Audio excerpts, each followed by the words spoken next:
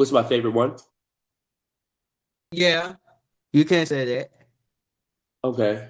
Um, the most favorite film I've been in would probably definitely be TKO. I think I had the most fun with that one, and I met a lot of great people. Um, and it was overall kind of like an introduction into what a productive life could be being an actor. I was in LA, going to Newport Beach, every weekend, staying in my own Airbnb, my own car, and it felt like I was an LA, native, and I was able to hang around all the natives from Long Beach. And I mean, I grew up in a big family. I always had five little brothers that had to share beds with me, two parents living in small homes. So being able to have that peace and quality to myself where I could just work on my art, you know, it was a complete blessing, made me realize that all humans are is artwork. You know what I mean? When we can be by ourselves and focus on our art, it's like connecting with God in a way. And, so TKO really taught me a lot, not to mention I was able to build bonds and relationships with people like Robert Richard, who I grew up watching, people like Clifton Powell, who I definitely grew up watching, and a lot of people grew up watching. But you know what? There's one more project that it doesn't top TKO, but it's like right there, and that's Be Happy with with Tisha Campbell. I learned a lot from her and Russell Hornsby. So yeah. To add to that, behind the scenes, whatever the biggest scene of the day is, that's the only scene I'm focusing on.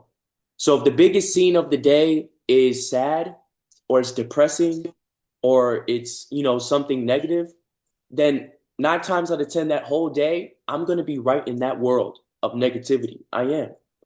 I don't care about the happy scenes. The happy scenes are easy. You know what I'm saying? That's where you can really bring the natural positivity out of, a human being. It's not a problem. For instance, on TKO, there was a day where we were only doing the funeral scenes.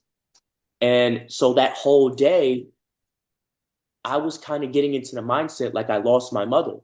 So when I come to set and I'm going to get my makeup done, I'm going to get the hair done, I'm going to get the microphone, people were trying to talk to me.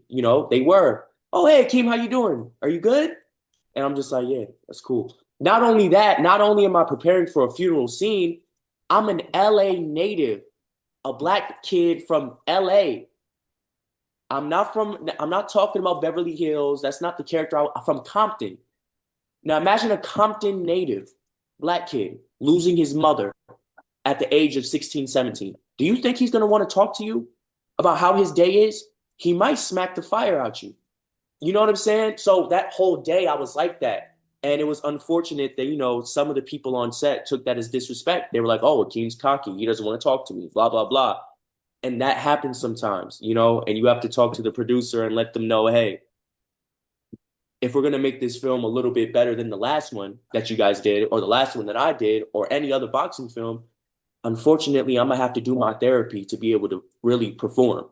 And so that's something behind the scenes for sure. I don't think I've really told anyone that until here. So there goes that.